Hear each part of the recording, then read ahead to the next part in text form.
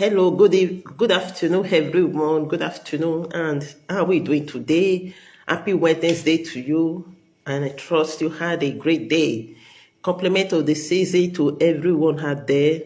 We thank God for the journey so far in this year, and how far the Lord has brought us. You're welcome to this this afternoon broadcast because I came so early today, and remember, in the last broadcast we had, we talked about the connection between air quality and our fertility, and how does the air quality affect our fertility. So, this broadcast, I'm going to be looking at what are those indicators of poor egg quality. Indicators of poor hair quality. So that is what we are going to be looking at. And should the case you are coming across my page for the first time, please do me well to follow my page and also like this video and also share it for me, and the Lord will bless you all. So let's go ahead. What are those indicators? What are those signs? What are those things that can tell that a woman's hair quality is poor? No, since you cannot be able to do this, but there are things that can show you not until a egg is fertilized and a egg is fertilized and does not result to pregnancy, you cannot be able to detect that this egg quality is bad or low. So, since this air quality we are talking about play a role in the fertility health of every woman, it is also very important that we know the signs that will indicate poor egg quality. So this broadcast, we are going to be looking at those signs, and I will also take time to also explain them briefly. Some of those indicators of poor egg quality include abnormal level of chromosome or chromosomal disorder is an indicator of poor hair quality, and the other one is low FSH reserve in the ovary, and the next one is low level of estrogen, and the next one is low level of AMH, which is also an hormone, antimonal hormone, and the other one is low follicle count, irregular periods, and difficulty in conceiving, miscarriages, and age. So all these I have highlighted are key indicators that can tell that the air quality of a woman is low. So we are going to be looking at them and how are they linked to this air quality. Like the first one, which is chromosomal disorder. What is the link between chromosomal disorder and air quality? As you know, that chromosomes are number of cells in the egg, and this chromosome disorder or abnormal chromosome number may indicate that the egg has a poor quality. Usually, we know that an egg has 23 chromosomes. So when it is fertilized by a span of 23 chromosomes as well, the resulting embryo is going to form a 46 chromosomes. So the normal chromosome number of every child or a baby is supposed to be 46 in amount. So when the air quality is normal, it will result to 46. It means that the chromosomes are also normal, and the DNA of that cell is going to perform well. So if the egg is abnormal or of poor quality, the number of chromosomes that will be in that egg will be less than or more than the normal number. So these eggs are now called abnormal eggs because they do not contain the required number of chromosomes. So if conception should occur with this kind of poor or abnormal egg, the embryo that will be formed will have abnormal number of chromosomes, and this will result to some birth defect like Down syndrome, because the DNA of that child will not be able to work well the way it is supposed to do. So that is how chromosomal disorder or inadequate number of chromosomes can indicate a poor hair quality. So the next one is your follicle stimulating hormone, which is your FSH. The reserve in this your follicles in the ovary, which is also can indicate that the eggs are decreasing in quality.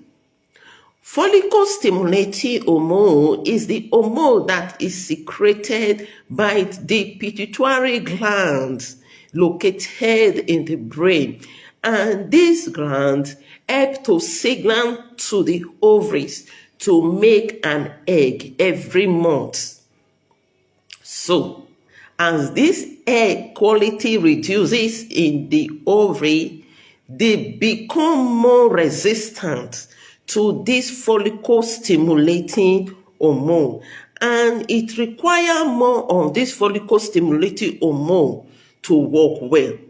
This leads to a higher level of the follicle stimulating hormone in a woman's body and the low follicle reserve. When the follicle stimulating hormone is higher than the level amount, the reserve in the ovary also reduces, which is one of those signs of this poor hair quality. Also, the next one is estrogen and poor hair quality. Well, how are they also connected? How does it indicate that a person has a poor hair quality? Low level of estrogen in the body, which is one of the primary form of estrogen in our body, which is responsible for our female sex characteristics and also help our body produce all that we needed during our reproductive year. So this estrogen hormone is very, very important, and it is one of the potent form of this estrogen hormone that communicates signal to the from the ovaries to the brain. So when this estrogen level is increased, the ovarian follicles in the ovary are also stimulated to grow. So if the level of this hormone are high at the early stage of your cycle, every month, if it is high at the early stage of your cycle, it can indicate that the ovaries are releasing it earlier than is expected. And this is an early sign of egg quality is being reduced in a woman ovary. So the next one is low follicle count and poor hair quality. How are they interrelated? The follicles in the ovary, they are immature egg. So a low follicle count can be determined by a transvaginal ultrasound. So in this case, the follicle count is being assessed by counting the numbers of follicles between 4 and 9 milliliters in the ovary. So during an ultrasound, the doctor can be able to tell you that your follicles are low. So a lower number of these follicles can indicate problem with hair quality and hair quantity. So this is how the follicular reduction, low follicle count can tell that you have a poor hair quality and quantity, because it counts the number of follicles in your ovary through a process of transvaginal scan and not the normal ultrasound. This is when you really go into it to really scan the vagina as well. So the next one is your AMH. This AMH is the biggest indicator of low hair quality. And This AMH level is a glycoprotein that is released by the cells of egg in their initial stage of development. So this glucose, they stimulate the egg to mature and also help them to develop.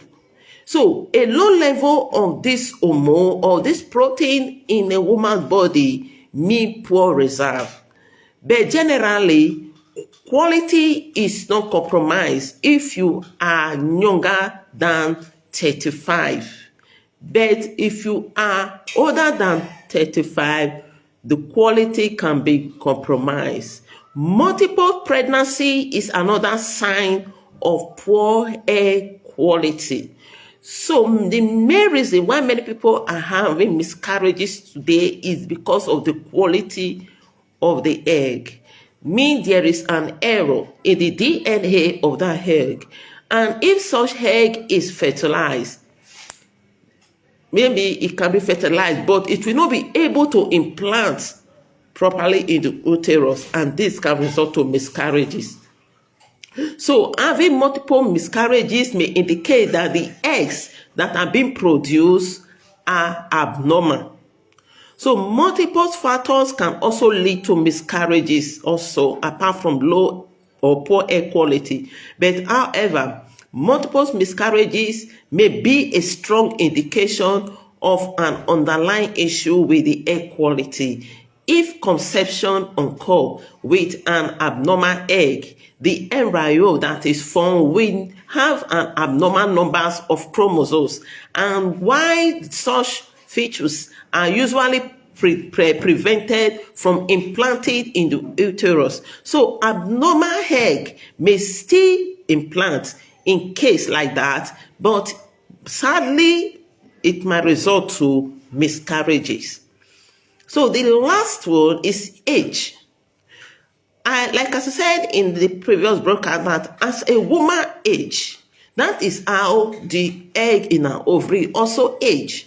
So there are several things that can help your egg quality, but there are some things that cannot be changed, of which age is one of the factors that is likely to poor egg quality. So when people experience a lower chance of fertilization, especially those that are going to IVF or other reproductive assisted technologies, when they are undergoing it, the main reason why it fails is as a result of the age of the woman, and also why this age can affect the patient and lower the chances of fertilization and implantation, and a higher chances of miscarriages as well.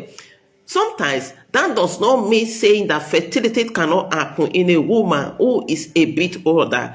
It can happen, but it determines the kind of egg that is being fertilized. If the egg is of a good quality, good, even though the woman is in her 46, she can still have a healthy baby, provided the egg is of good quality. But if the egg is of a bad quality, abnormal egg, so even in a 35 or 30 something below, if the egg that is fertilized is of poor quality, it might not result to a successful pregnancy. So egg quality and the protein that your body produces, the protein you eat, is very, very important. I just want to use this to round up this broadcast this evening, because protein are our main building block in our body. So that is why every woman that is trying to conceive need to increase their protein intake. So protein allow us to build, rebuild, and repair. So even those eggs that are still in your ovary, that are not that are still there, you can still rebuild them up and also repair them, prevent them from being abnormal. So a good protein source, you can get them from food like egg, new milk, and poultry, as well as also some catfish, legumes, plumes, nuts, seed. Although that alone cannot repair. Your food cannot repair the damaged egg. Once an egg is damaged, your food cannot repair it. But they can help to protect the healthy eggs, the one that are still healthy, from being damaged. So that is why we are encouraged to eat for a good health. Eat for your egg health. Eat food that protects your egg as a woman. Eat food that are high in protein. Especially your first food in the morning should be proteinous, should be very high in protein. So this can help to promote good egg quality. How can some of the carbohydrates that we're also eating are there also help? And they help. The carb and the fat that will also help your egg quality as well. Remember, we have two types of carbohydrate, the complex and the complex carbohydrate, and the other processed carbohydrates. This complex carbohydrate, they are the ones that provide all with energies and fiber. They are the one in their old form. The old form of carbohydrate that has not been undergoing any form of processing. So they also have a high carb and fiber in them, and eating this complex carbohydrate is very good for your body. Also, healthy fat is also good because they also provide you with energy and also help to regulate most of your hormones, and are also a key component of your cell membranes, so also the outer part of your cell, so allow them to function very well. So complex carbohydrates, you can get them from sweet potato, you can get them from brown rice, you can get them from oats, you can get them from legumes and other various vegetables like carrot, broccoli, green beans, asparagus, spinach, ampo, spear, etc. So some of these good healthy fats we also talk about, you can get them from olive oil. Olive oil is one of the best oil in the universe because this is an oil that is compressed, especially the one that is compressed, not the one that is passed through any kind of chemical processes, the one that is compressed. So this olive oil has a lot of monosaturated fat in them that can also help to support your hormones. You can also get other healthy fat from avocado oil. You can also get from chia seed oil, flax seed, and nuts like walnuts, almond nuts, and Brazil nut. You can also get a lot of healthy fat from this food. So folate is also very good for your egg quality. These are things that can help to boost your egg quality, and a lot of supplements you say there, like most of this folic acid that a woman is taking, they are also good. And vitamin D is also very good. And your coenzyme Q10 is also a wonderful supplement that can also improve your egg quality. So folate is natural. You can get it from most of this food like beans. You can get it from fruits as well. You can also get it from vegetables.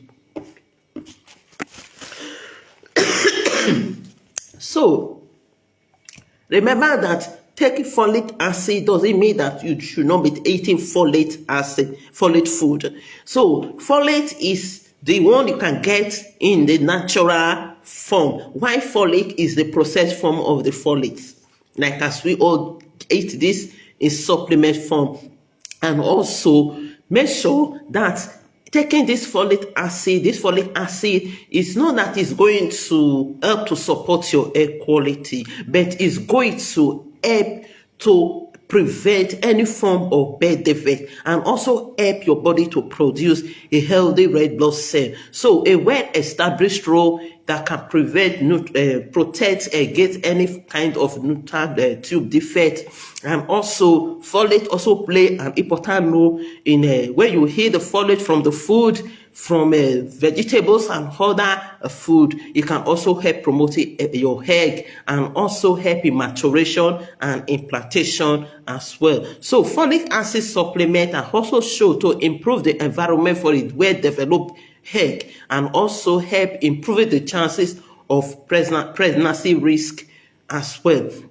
and other ovulatory infertility. So make sure you reach out to your GP for the one that is best suitable for you as well when you are trying taking this folic acid, whether you are taking the 400 milligram or the 800 milligram, depending on what your GP prescribe for you. So it's also good that you also include food that are also rich in folate, such as the one I said, vegetable broccoli, beans, pea, and the chickpea, they are also good. So fortify food series, especially during your breakfast, is also good.